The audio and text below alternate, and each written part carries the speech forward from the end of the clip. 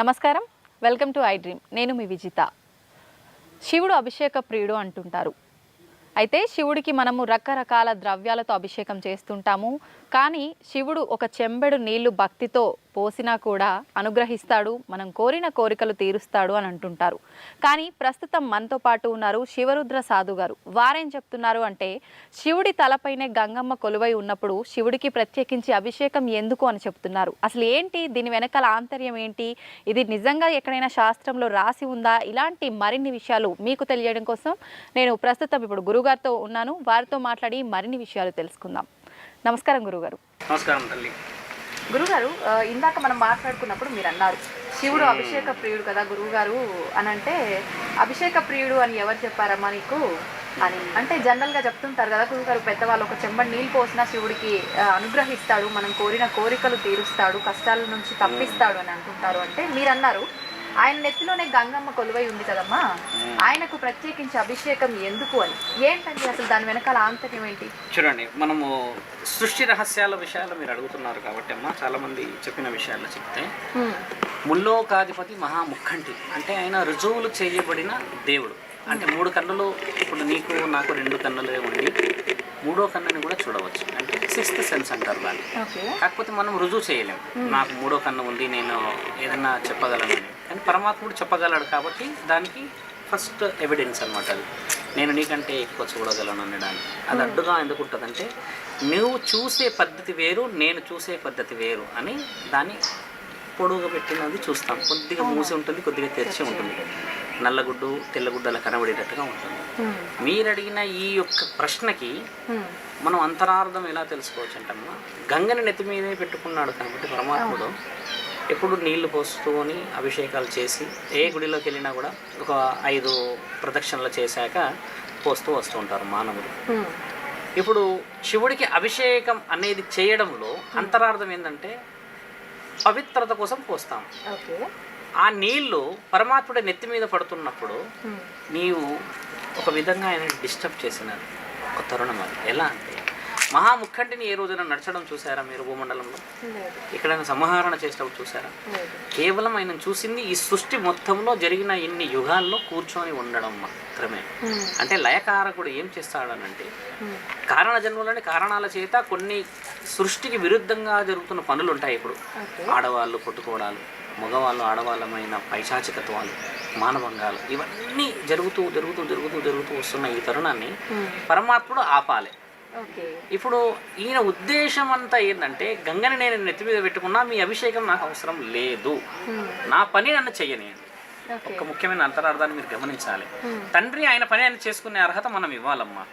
ఇంకోటి, ముల్లోకాధిపతి ఏం చెప్పాడంటే, మన గ్రంథాల్లో శివపురాణంలో తీసుకున్న ఇంకే వేరే ఏ గ్రంథాల్లో కూడా లయకారకులని ఆయన పుట్టించి పెట్టాడు. బ్రహ్మని రాతలో పెట్టాడు. విష్ణుదేవుడికి భూమండలాన్ని పాలించే అధికారం ఇచ్చాడు. అంటే డబ్బు రూపాన కానీ, ఆస్తి రూపాన, అంతస్తు రూపాన ఇన్ని ఇచ్చేసిన తర్వాత పరమాత్ముడు ఏం చేస్తాడంటే, జీవానికి ప్రాణం పోసి అత్యంత ముఖ్యమైన అగ్రబ్రహ్మాండోకానికి అధిపతి అయిన నీవు పుట్టిన తర్వాత ఎలా చనిపోవాలి, ఎలా బతకాలి, ఈయన గారు చేసిన పూర్వ వైభవాలన్నీ మహాముఖంటే ఇలా కూర్చొని చూస్తూ ఉన్నప్పుడు ఏం చేస్తాడంటే, నేను పుట్టించిన ఈ జీవిని కడపలోకి ఎవరిని రానియకుండా నేను వింటే కదా నా బిడ్డ ఏం చేస్తున్నాడో తెలుసుకోవడానికి మీరు అభిషేకాలు చేసి, అదితో సరిపోకుండా పాలతో చేసి, నెయ్యితో చేసి, ఇంకా పలు విధాలుగా అభిషేకాలు మీరు చేస్తే వీటిని నేను తట్టుకొని నేను ఎలా నా బిడ్డలని కాపాడగలను? నేను కూర్చున్నదే నా లింగాన్ని పూజించవద్దు మీరని. లింగాన్ని ఎవరు పూజిస్తారు? నీవు పూజించగలవా? ఇప్పుడు మానవుల లోకాన్ని మనం మాట్లాడుకుంటే ఒక లింగాన్ని పూజించరు, కేవలం శివలింగాన్ని మాత్రమే పూజిస్తాం. మిగతా మానవుల శరీరంలోకి వచ్చి ఒక వ్యక్తిని లేకపోతే ఒక స్త్రీని కానీ మనం ఆ పూజ చేసే స్థితిగతులు ఎక్కడ కనబడవు. లింగం అంటున్నారు, శివలింగం అంటున్నారు. అసలు శివలింగం అనేది ఏంటంటే చూడమ్మా, పరమాత్ముడి యొక్క పనిని చేయనియాలి అని అంటున్నాను నేను. ధ్యానంలో కూర్చున్న మహానీయుడు ఒక కుటుంబం, ఒక విలువ, ఒక సంసారం, ఒక సాగరం, ఒక సౌభాగ్యవతిని చూస్తున్నాడుగా. ఆ వాటిని కాపాడడానికి మీ ఇంటి ముందే కులదైవాన్ని పెట్టాడుగా, నీ ఇంట్లోనే మనకు దగ్గరలోనే సౌభాగ్యవతిని పెట్టాడుగా అర్ధనారీశ్వరి రూపంలో. వీటన్నిటికి మించి కులదైవాన్ని ఇలవెలుగులను పెట్టాడు. ఇంతమంది చేస్తున్న పనిలో సృష్టి నుంచి వైపరీత్యం అంటే భూమండలంలో భూకంపం రావచ్చు, భూమి పెకిలించవచ్చు, ఏదైనా పైనుంచి ఇంకేదైనా పిడుగులు పడవచ్చు, ఆకాశం ఇంకెక్కువ కావచ్చు, అగ్ని రూపాన రావచ్చు, అడవి రూపాన ఇంకేదైనా ప్రమాదాలు రావచ్చు.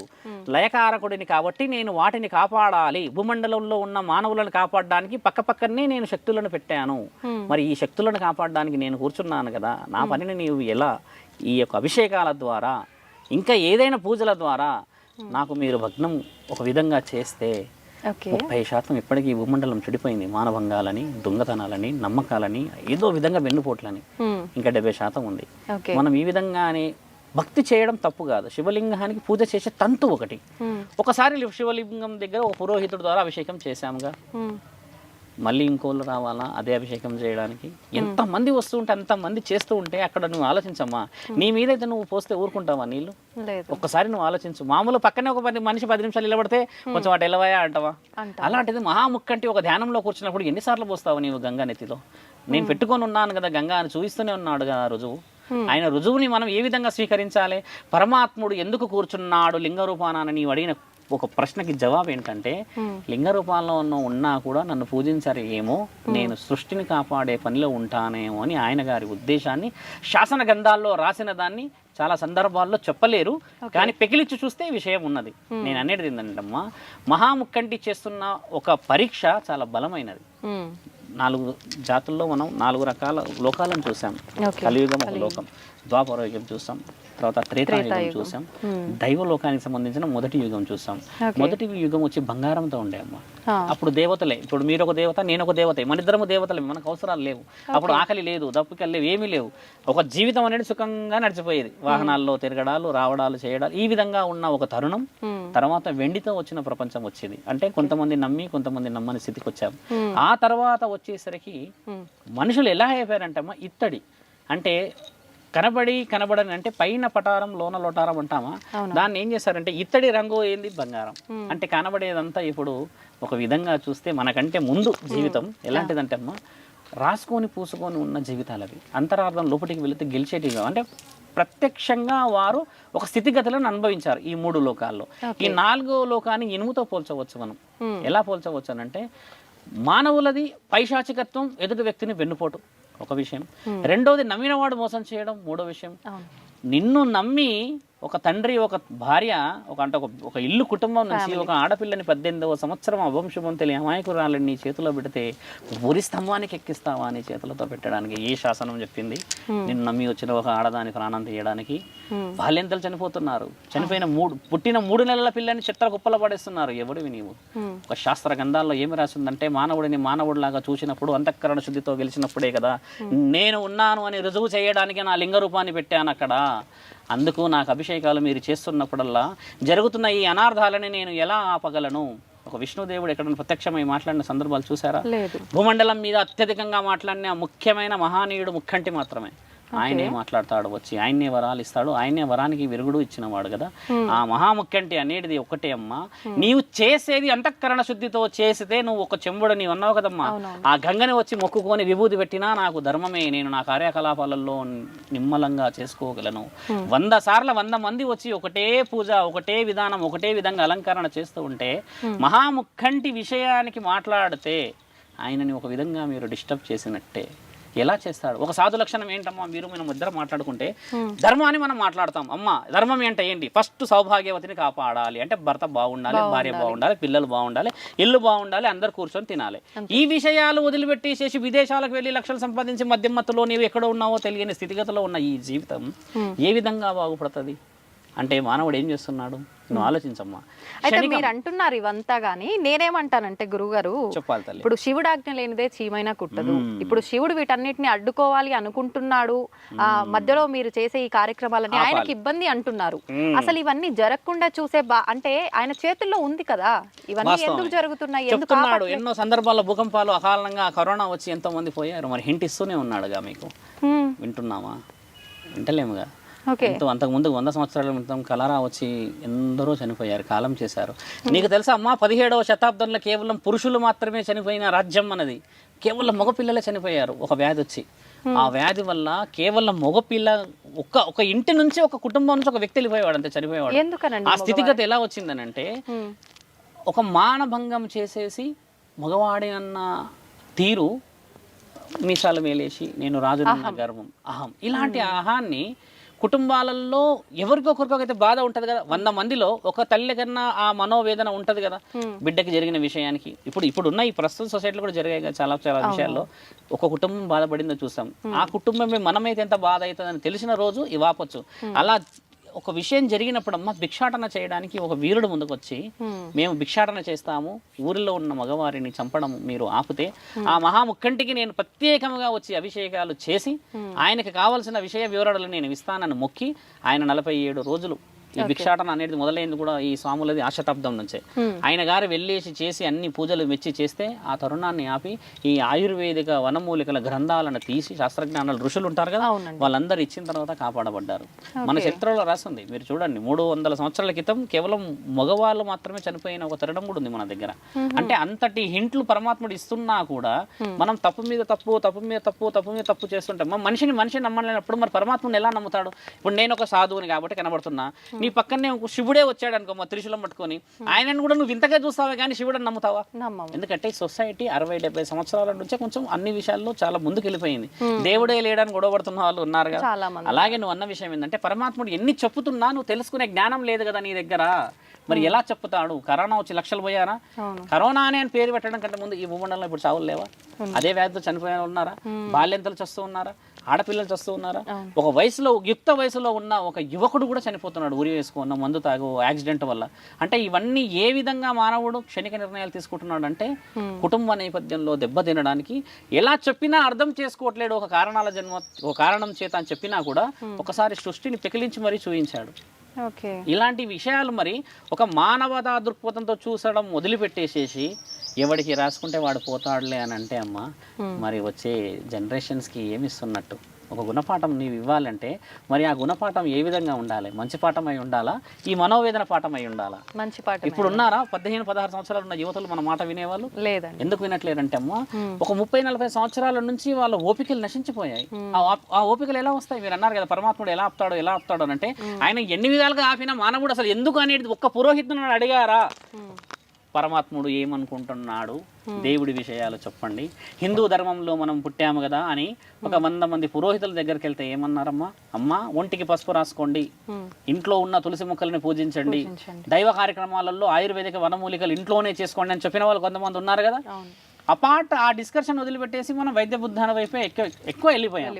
అంటే ఇప్పుడు మరి పరమాత్ముడు ఆ మార్గాన్ని ఇచ్చింది, మరి తెలుసుకోవాల్సిన జ్ఞానం అనేది మనకు ఉన్నదా లేదా? సృష్టిలో పరమాత్ముడు వచ్చి 30 దేవతల రూపాలను సృష్టించాడు. అంటే ఎక్కడ నుంచి ఇప్పుడు నీవు కూడా ఒక దేవత స్వరూపమే. నీ దగ్గర నుంచి విషయాలు నేను సేకరించాలి, నా దగ్గర నుంచి నువ్వు సేకరించాలి. ఇక్కడ అలా లేదు కదా, సొంత లాభమైన విషయాలు కదా. మరి పరమాత్ముడు వచ్చి ప్రత్యక్షంగా వచ్చి మాట్లాడే తరుణాలు 150 సంవత్సరాల క్రితమే వెళ్ళిపోయింది. మీరు ఒక మాట అన్నాడు, రుద్రాభిషేకం అన్నారు ఇందాక మన మాటల్లో కదా, ఆ రుద్రుడితోనే వెళ్ళిపోయింది మహాముఖంటి మాట్లాడే మాటలు. తర్వాత ఇంకా ఈ భూమండలంలో ఇంకా మానవుడికి కనబడిన తరుణాలే లేవు. దేవుడు ఎక్కడైనా కనబడ్డా మీరు ఈ పుట్టిన ఇన్ని రోజుల్లో? లేడు. మహాముఖంటి కనబడిన కాదు. ఏ దేవత ఎవరికి కనబడలేదు. కళలో కనబడ్డారు అంటారు, ఒక ముసలి రూపంలో కనబడ్డారు అంటారు, ఒక బాబా రూపంలో వచ్చారంటారు. చూడమ్మా, భూమండలం మీద మానవులు చేసుకున్న ఆ తప్పిదాలని చెప్పి పరమాత్ముడు వెనక్కి జరిగి కూర్చుండిపోయాడు అక్కడ. ఇక నేనే ఆపుతా, నేనే చేస్తా. ఒక వివేకానందుడు, ఒక కారణ జన్ముడు, ఒక బ్రహ్మంగారు, ఒక కారణ జన్ముడు, ఒక జగద్గురు ఆదిశంకరాచార్యులు, ఒక సృష్టిని ఆయన కదిలించిన వాడు. ఇలాంటి వాళ్ళ వల్ల మారాలి కదా. వాళ్ళు జరిగిన సందర్భాల్లో 100లో అయిపోయాయి. ఇప్పుడు ఎవరి ద్వారా కావాలి అంటున్నా నేను. ఇప్పుడు అది ఎప్పుడు నీవు మారితే, నీ వాళ్ళు ఇంకోళ్ళు మారితేనే కదా పరమాత్ముని మనం చాలా ప్రశాంతంగా చేరిన వాళ్ళం అవుతాము. పుట్టించుకున్నవాడు ఎలా చంపుతాడు గురువుగాడు? మరి ఆ విధంగా ఎందుకు జరుగుతుంది గురువుగారు అన్న మీ ప్రశ్నకి జవాబు ఏంటంటే, నీ పక్కన జరుగుతున్న వైపరీత్యంలో న్యాయం ధర్మం అనేది నువ్వు చూడకపోతే మనకెందుకులే అని అంటే మరి పరమాత్ముడి పని ఎక్కడ ఉంది? మరి ఆయన పని చేయనియట్లేదు కదా మనం. ఇప్పుడు గుడికి ఎందుకు వెళ్తామమ్మా? వచ్చావు రాగానే సాయిబాబా దగ్గరికి వెళ్తే నాకు మంచి అనిపించింది, ఇప్పుడు పూజించాను అన్నావు కదా, ఎందుకు వెళ్ళావు? మరి నమ్మకం లేని ఆ నమ్మకం మరి నువ్వు సొసైటీలో పోగానే ఎందుకు రావట్లేదు? ఒక గుడిలోనే ఎందుకు వస్తుంది? ఒకప్పుడు ఏంటంటే ఒక వ్యక్తితో మాట్లాడినా, ఒక వ్యక్తితో మనం ఏదైనా స్వీకరించినా కూడా అవతల వ్యక్తి నుంచి నమ్మకం మావాడు మా ఇల్లు అని చూసేవాళ్ళం. కాబట్టి పరమాత్ముడి ఆజ్ఞ బాగా నడిచేది. ఇక్కడ అలా లేదు, ఫోన్పే జీపే. అయితే గురుగారు, ఆడ మగ అనే ఒక టాపిక్ వచ్చింది కాబట్టి నేను ఒక క్వశ్చన్ అడగాలనుకుంటున్నా. ఏంటంటే ఇప్పుడు పుట్టిన దగ్గర నుంచి ఆ శిశువు బయట జన్మించిన తర్వాత ఆడవారికైనా మగవారికైనా సమానత్వం అనేది సేమ్ గానే ఉంటుంది. కానీ పెళ్ళైన తర్వాత చూసుకుంటే మగవారి విషయంలో ఒక రకంగా ఉంటుంది, ఆడవారి విషయంలో ఇంకొక రకంగా ఉంటుంది. ఆడవారి విషయమే తీసుకుంటే భర్త చనిపోయిన తర్వాత మనకు బొట్టు, పువ్వులు, గాజులు అన్ని తీసేసి విధవం చేసేస్తుంటారు. అది మనకు ముందు నుంచి పుట్టుకతో వచ్చిన ఆ విలువలని మనం ఎందుకు భర్త చనిపోగానే అవన్నిటినీ ఆడవారికి దూరం చేస్తున్నారు? ఇదంతా ఏ శాస్త్రంలో ఉంది? మంచిది, ధర్మ ప్రశ్న నేను అడిగిన దానికి.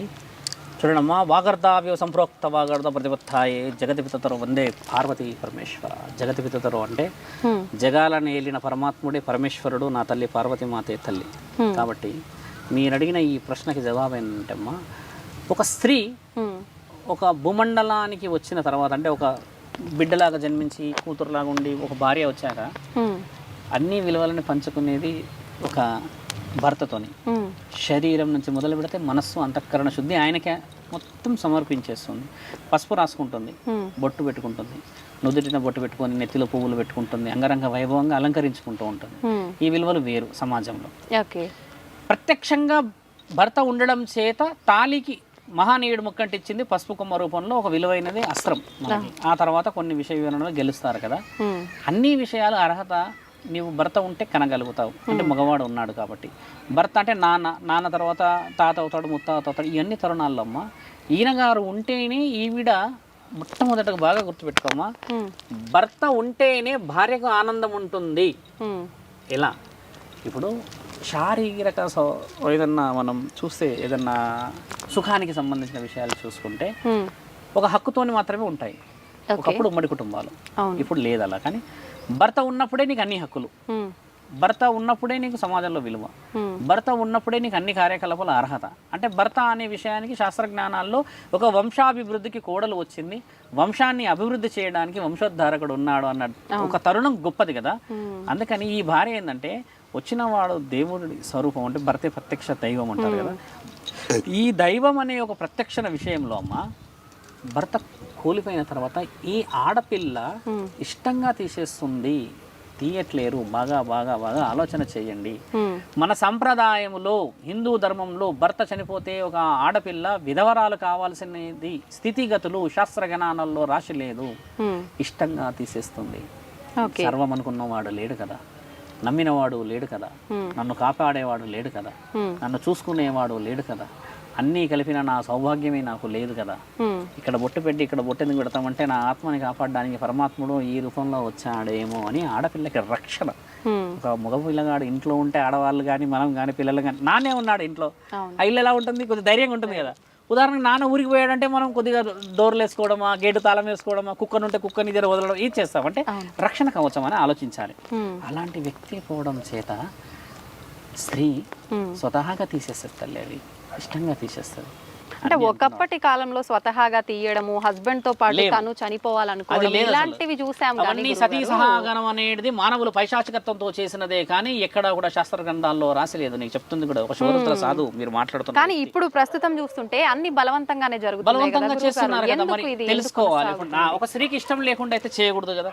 మరి ఇష్టానికి విరుద్ధంగా వెళ్తున్న శాస్త్ర జ్ఞానాలు ఉన్నాయి. అదే అమెరికానో ఆస్ట్రేలియాలో మరి భర్తలు చనిపోతే పూర్తి చేస్తున్నారు, కానీ మరి ఆ స్త్రీ అలానే ఉంటుంది కదా. మరి మనకి వారికి తేడా ఎందుకు వచ్చింది? మాట ఆలోచించాలి. మన దగ్గర ఏంటంటే దైవానికి శక్తి ఎక్కువ, నమ్మకం చాలా ఎక్కువ. మళ్ళీ ఒక వ్యక్తి అమాయకంగా వచ్చి అడిగితే మన ఇంట్లో ఉన్న అన్ని తీసి ఇచ్చేస్తాం, ఈయన పస్తులున్నా పర్లేదు. ఈ నమ్మకానికి విరుద్ధంగా ఎందుకు పోతుంది అని అంటే అమ్మా, ఈ నమ్మకాలు ఒకవేళ విధవరాల్ని చెయ్యకపోతే మీరన్న ఆ పాశ్చాత్య దేశాలే మళ్ళీ వచ్చేస్తాయేమో. శరీరానికి విలువ ఉండదు ఇక్కడ. ఇప్పుడు చూడమ్మా, సౌభాగ్యం అనేది మనస్సుకి శరీరానికి సంబంధించింది. నువ్వు అన్నట్టుగా ఒకవేళ కేశఖండన చేసో ఇవన్నీ తీసేస్తే శరీరానికి విలువ అనేది వేరేలా చూస్తుంది సమాజం. మీకు తెలుసమ్మా, దేవదాసి అని కొంతమంది అంటారు, కొంతమంది వేశ్య గృహాల్లో కొంతమంది ఉంటారు. వీళ్ళకి అన్ని బాధ్యతలు ఉన్న చేష్టలు ఉన్నారు. ఇప్పుడు మన సాంప్రదాయంలో ఒక స్త్రీకి, ఒక పతివతకి, ఒక మంచి వ్యక్తికి విలువ ఎందుకు వస్తుందంటే అమ్మా, నీవు పెట్టుకునే పసుపు చిహ్నం చాలా పవిత్రమైన శరీరం అని, నువ్వు పెట్టుకున్న బొట్టు చిహ్నం నీవు ఒక సౌభాగ్యవతి అని, నీవు నడుస్తున్నప్పుడు పెట్టుకున్న ఆ కాళ్ళకి మెట్టెలు నేను ఒక భాగ్యానికి ఒక అర్హత పొందిన దాన్ని అని చిహ్నం. కాళ్ళకి పై కొంచెం వస్తే పసుపు పెట్టుకుంటావు, అంటే నేను నడుస్తున్న ఇల్లు పచ్చగా అన్ని విధాలుగా సౌభాగ్యంగా ఉండాలని పెట్టుకుంటావు కదా. ఇవన్నీ తీసే అర్హత ఎవరిచ్చారు? అంటే ఈ నమ్మకాలు మనకు ఉండడం చేత స్త్రీని ఒక పెద్ద వ్యక్తులందరూ కూర్చొని తీస్తే ఈవిడ ఇష్టంగా స్వీకరిస్తుంది. అదే ఆవిడ మీరంతా ఎవరు నాకు వద్దు అని అంటే ఎవరు వీళ్ళంతా స్వీకరించేది? నేను అదే చెప్తున్నాను, మనస్సును గెలవాలి, శరీరం మీ నుంచి తీసేస్తావు తల్లి నువ్వన్నీ. ఈ మనసులో మీకు తెలుసా అమ్మా, ఒకసారి పెళ్ళైన తర్వాత విడాకులు చట్టపరంగా వచ్చిన వాళ్ళిద్దరు భార్యాభర్తలే, ముత్తైదు వాయినం తీసుకునే అర్హత గలదు ఆ స్త్రీ. బాగా గుర్తుపెట్టుకోమ్మా, గుణము గల్ల స్త్రీ ఎప్పటికైనా గుణవంతురాలే. భర్తలు ఉన్నా ఎవరితో ఇంకేదైనా సంబంధాలు పెట్టుకొని ఇట్లా కొన్ని సందర్భాలు చూస్తాం కదా, అలాంటి వాళ్ళ మొహం చూడడం కంటే ముండమోసి గుణంతో ఉన్న స్త్రీ మొహం చూడడం మహాపుణ్యం. మీరు బాగా గుర్తుపెట్టుకోండి నా మాట. గుణవంతురాలు మొహం చూసిన వాడే నిజంగా గుణవంతుడవుతాడు. ముండ మోసినదైనా పర్లేదు, అటువైపు కూడా మనిషే. గుణం లేకుండానే శరీరానికి నీ వాంఛలకి లేకపోతే ఇంకేదైనా కార్యకలాపాలకి ఏదైనా చేయవచ్చు. వారు చాడీలు చెప్పడం, వేరే వారిని తక్కువ అంచనా వేయడం, అబద్ధాలు చెప్పడాలు, ఇలాంటి ఎన్నో చేస్తూ ఉంటారు, స్త్రీలు ఉంటారు కదా. అలాంటి వారిని నువ్వు చూడడం అది అసలు తరుణం లేదు. అశుభం అంటే ధర్మానికి అశుద్ధం అంతే. అదిగా ఎలా చూస్తావు నీ చెప్పు? నేనే ఒక సాధువును కాబట్టి స్వామి అన్నారు, నన్ను మొక్కారు మీరు. నేను ఇలా కూర్చొని మద్యం సేవిస్తే నా దగ్గరికి రాగలవా, మాట్లాడగలవా? ఏందయ్యా నువ్వు హిందూ సంప్రదాయం అంత గొప్పది, తిరుగులో పట్టుకొని చేసేది ఇలాంటివి అని అంటావు కదా. కాబట్టి మన సంప్రదాయంలో అమ్మ చాలా గొప్పనైన ఒక ముఖ్యమైన విషయం అంటే పతివ్రతా లక్షణం అనేది మనిషి యొక్క శరీరం నుంచి మనస్సుని గెలిచినప్పుడు అవతల వ్యక్తికి కూడా శాంతి కనబడినప్పుడే జరుగుతాయి. అంతేకాని నువ్వు పైనంతా ఏ విధంగా చేసుకున్నా అలంకరణ పెట్టి చేసే పనులను చూస్తే నీ గుణం రాదు. ఇప్పటికి కూడా మన ఇంట్లో ఏమంటారు, అమ్మమోహం చూసుకో అంటారు, నానమోహం చూసుకో అంటారు. లేదా ఇంకెవరైనా మన ఇంట్లో వీధిలో కానీ ఎవరైనా మంచి వాళ్ళు పూజలు బాగా చేసేవాళ్ళు అంటే అక్కమోహం చూసుకో అని అంటారు. ఇవి ఎలా వచ్చాయి మరి? ఒక మాట ఆలోచించారు. అంటే గుణానికే కదా విలువ వచ్చేది, శరీరానికి విలువ రాదు తల్లి. మీరు చెప్పిన వాడు చాలా ఇష్టంగా మీకు చెప్తుంది ఏంటంటే గుణం గల స్త్రీకి విలువ ఈ సమాజంలో ఎప్పటికైనా మరో జన్మకైనా ఉంటుంది. గుణం లేని స్త్రీ, పురుషుడికి కూడా ఇది వర్తిస్తుంది, స్త్రీకి కాదు. పురుషుడు కూడా పరస్త్రీ వ్యామోహంలో తిరిగేవాడు, భార్యని వదిలిపెట్టిన వాడి కూడా ఈ అర్హత ఇద్దరికి ఒకలా ఉంటుంది. అంతేకాని స్త్రీని ఇక్కడ పోషిస్తలేను నేను, స్త్రీ విషయాన్ని నేను చెప్తలేను ఇక్కడ. ఒక స్త్రీ గుణవంతురాలు అయినప్పుడు ఇల్లంతా గుణంగా ఉంటుంది. పురుషుడు గుణవంతుడు అయినప్పుడు వంశమంతా గుణంగా ఉంటుంది. పురుషుడు నేను ఏది పడితే అది చేస్తానంటే మరి ఆడ తప్పు చేయాలంటే కడపకు కూడా తెలియదు కదా, చేయవచ్చుగా. మగవాడే ఎందుకు చేయాలి అంటే ఇంకా ఆడపిల్లలు అమాయకంగానే ఉన్నారు అని ఈ భూమండలానికి ధర్మం అనేది ఎందుకు ఆగింది? మీరు అన్నారు కదా, అసలు లింగ రూపాల పూజిస్తున్నది పరమాత్ముడికి ఎందుకు పోస్తున్నారు అభిషేకాలు అనేది? మనం పోస్తున్నాయి, ఇంకా స్వీకరిస్తూనే ఉన్నాడమ్మా పరమాత్ముడు. అందుకే నిన్ను కాపాడాడు, నన్ను ఇంకా కాపాడుతున్నాడు. కాబట్టి ఇంకా ఈ లోకంలో కరోనా ఇంకా ఏదో పక్కనే ఉన్నాయి పెద్ద పెద్ద ఆయుధాలు చావడానికి, అయినా బ్రతుకున్నామంటే ఎక్కడో ఒక మాతృమూర్తులు, ఎక్కడో ఒక పురుషుడు కలియుగంగా చేసిన వ్యక్తుల యొక్క పుణ్యఫలం అది. నీవు అడిగిన ఈ ప్రశ్నలన్నీ చాలా చాలా వాల్యూడ్ ప్రశ్నలమ్మా. అయితే గురుగారు మీరు అన్నారు గుణం ఇంపార్టెంట్ కానీ సౌభాగ్యం కాదు. గుణం కలిగిన ఆడవారు మనకు వాళ్ళని మనం పలకరించి వెళ్ళొచ్చు, వాళ్ళు ఎదురు పడ్డా పర్లేదు బాగుంటుంది అని. కానీ వైధవ్యం కలిగిన స్త్రీలు ఎదురు రాగానే తప్పుకొని వెళ్ళిపోవటము, వాళ్ళని శుభకార్యాలకి అలౌ చేయకపోవడము, దూరంగా ఉంచడం, ఇలాంటివి చాలా చూస్తుంటాం. మీరు చెప్పారు గుణానికే వాల్యూ ఉంది కానీ దానికి కాదు అని చెప్పి. మరి ఇదంతా ఏంటి? ఇదంతా జీవితం పెళ్లి అనేది చేసిన తర్వాత ముండమోసడం చేసిన తర్వాత భర్తనే కోల్పోయింది అని అంటారంటే ఆమెని నష్టజాతకురాలు అంటారు.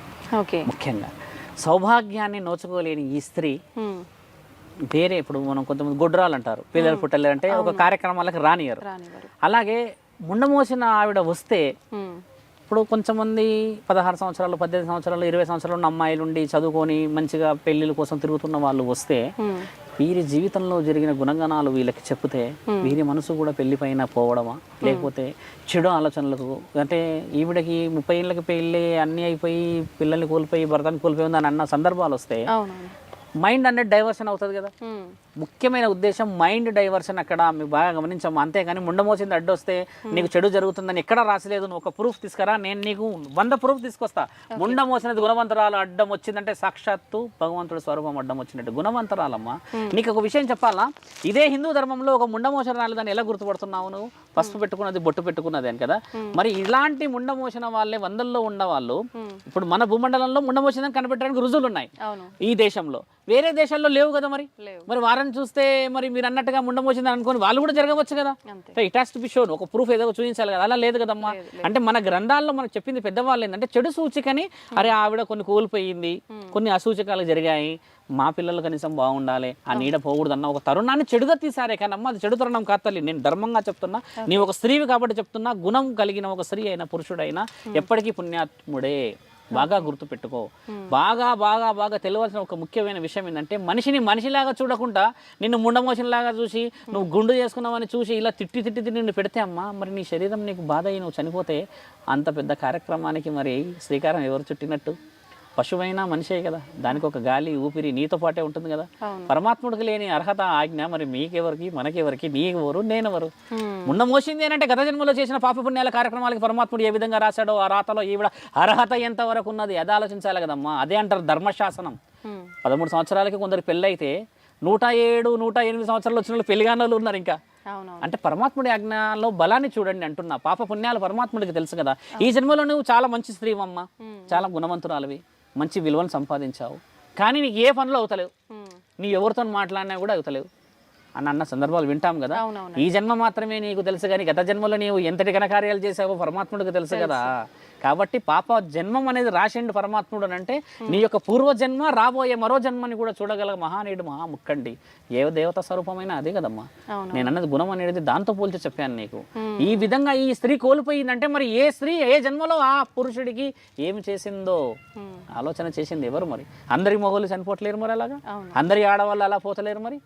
ఇప్పుడు సమాజంలో ఆడది చనిపోతే మగవాడికి మరి ముండమోసే కార్యక్రమాలు లేవే, ఇమ్మీడియట్లీ వేరే వాళ్ళని తెచ్చే కార్యక్రమాలు ఉన్నాయిగా. మరి అలా ఎలా స్త్రీకి వస్తుంది? స్త్రీ ఫీల్ అయినట్టుగా మగవాడు ఫీల్ కాలేడమ్మా. ఒక ఆడది ప్రత్యక్షంగా ఉన్న భర్తని ఇలా చేతు పట్టుకొని అంగరంగ వైభవంగా ఎంత ఆనందంగా పోతుంది ఆలోచన చెయ్యి. 70 సంవత్సరాల అమ్మాయి వచ్చింది మొన్న, ఇద్దరు వచ్చారు భార్య, ఇద్దరు నా దగ్గరకు వచ్చి ఆవిడ వంగి నడుస్తుందమ్మా. నా కోసం 2 hours అయిందంట కూర్చున్నారు. వచ్చి ఏందమ్మా సంగతి అని మాట్లాడితే నేను అక్కడ కూర్చుంటా అమ్మ రా అంటే వాళ్ళు అక్కడ లేచమ్మ భర్త ముందు వస్తుంటే ఇలా పట్టుకుంటే ఆ అమ్మ ఇలా వంగి నడుస్తుంది, మొత్తం లేవలేదు. వచ్చి నా దగ్గర కూర్చుంది. చెప్పమ్మా బాగున్నావా నేనంటే ఏడ్చింది. ఏమన్నా మంచి లేదు స్వామి, ఇంట్లో పరిస్థితులు బాగలేవు, సుఖంగా లేదు అన్నది. ఏమ్మా ఏం మాట్లాడుతున్నావు? ఇప్పుడు మీ ఇద్దరు వస్తూ ఉన్నారు కదా, ఇలా చేత పట్టుకున్నావు, ఆ తరుణమే నీకు అత్యంత విలువైన ఆస్తి ఐశ్వర్యం అన్న. అంటే అర్థం కాలేదు స్వామి అన్నాడు అలా ఆయన. నీ వయసులో ఉన్న వాళ్ళు ఇప్పుడున్న ఈ తరుణం సౌభాగ్యవతిని తీసుకొని వెళ్తున్నారా అని అడిగిన. అప్పుడు రియలైజ్ అయింది. ఎందుకంటే భర్తే ప్రత్యక్షంగా ఉన్నప్పుడే నీకు అన్ని, ఈవిడ ఉన్నప్పుడే నీకు అన్ని కదా. పట్టుకొని వస్తున్న ఆ తరుణమే గొప్ప తరుణం. ఇది కాకుండా ఇంకేం జీవితం కావాలని అడిగిన. 70 సంవత్సరాల్లో నేను భోజనం నిండుగా పెట్టినా నువ్వు తినలేవు కదా అని అడిగితే చాలాసేపు రియలైజ్ అయ్యి ఒక 1/2 hour 45 minutes మాట్లాడిపోయింది. అంటే మన సంప్రదాయం అంత గొప్పది అంటున్నా తల్లి. తోడు నీడ అనేది అది విలువ. స్నేహితుడితో నా ఫీలింగ్ రాదుగా, స్నేహితురాలతో నా ఫీలింగ్ రాదు కదా, కేవలం భర్తతోనే ఎందుకు వస్తుంది? సర్వం సమర్పించడానికి సిద్ధమవుతారు వీళ్ళిద్దరు. ఇక్కడ ఆడది ఏ విధంగా శరీరానికి ఆదవుతుందో మగవాడు అలాగే అవుతాడు. అందుకే వీళ్ళిద్దరు వేరు అని కాదు, ఆడ మగ అన్న విషయం కూడా అదే నేను చెప్పాను. ఒక స్త్రీ ఏ మోసపోతుంది అనుకోవడం చాలా తప్పు. ఎందుకంటే శరీర అవరోధాల వల్ల పరమాత్ముడు ఇచ్చిన ఆజ్ఞ వేరు, మగవాడి యొక్క శరీర అవరోధాల వల్ల ఆ ఆజ్ఞ వేరు. కాబట్టి ఈ విషయ వివరణలు లోతుగా పోయి తెలుసుకుంటామా. ఇద్దరు ఒకటే అనేది నీకు నేను చెప్తున్నాను. అర్ధనారీశ్వరి తత్వం అనేది అదే నేను చెప్తాను.